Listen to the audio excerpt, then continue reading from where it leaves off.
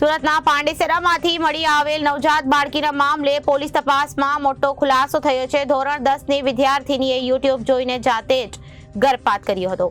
16 વર્ષની કિશોરીને 16 વર્ષના social media ફ્રેન્ડે ગર્ભવતી કરી નાખી હતી।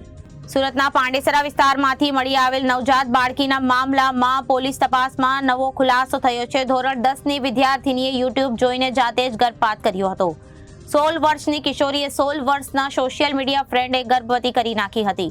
9 તારીખે પાંડેસરામાંથી મળેલી મૃત નવજાત બાળકીની તપાસમાં ચોંકાવનારો ખુલાસો સામે આવ્યો છે।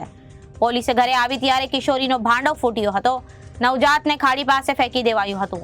કિશોરી અવારનવાર કિશોરને તેના રૂમ પર લઈ જતો હતો અને કિશોર અવારનવાર કિશોરીને તેના રૂમ પર લઈ જતો હતો। ત્યાં શરીર સંબંધ બાંધતો હતો।